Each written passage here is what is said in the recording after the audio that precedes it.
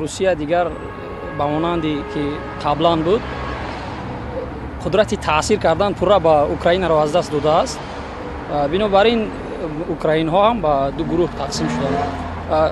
به فکرم پیامدش چون می شود که اگر خودی دو گروه در همون اوکراین با سازش به یک موافقه نبیایند، شاید روسیه برای منفعت های خود و غرب برای منفعت های خود این دولت رو به هم دیگر شاید که در نتیجه جنگ شهروندی سر زدنش ممکن است. Ну, дело в том, что, понимаете, история всегда идет по витку. Когда-то были беспорядки в 2017 году, сейчас точно такие же беспорядки на Украине.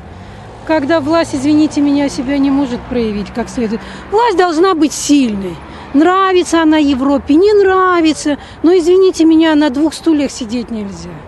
Так что в этом виновата сама власть Украины.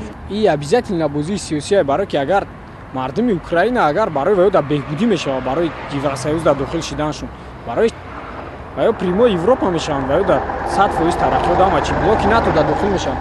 А так-то президент ямаш ва фикрам ки Россия якумаш серьёзно.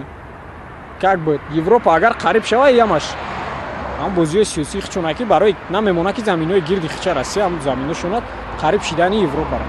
Бем нишонаи инқилоб омгӯяд мешавад, инқилоби халқӣ ҳастин. عقیده شخصی من اگر طرف روسیه گذرد خیلی میشود. اگر واسه چنین هفته ها یا که ماه ها ادامه کند خیال میکنم خیلی وضعیت مرکب و پیچیده خواهد شد و یک ناآرامی به یک نتیجه آورده میرساند. عقیده من میگه که اینو درست است.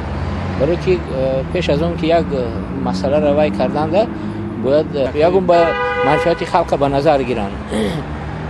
نه اینکه یک گروه یک شخص اونو به نظر گیرند. مثلا فکر عقیده من همین است.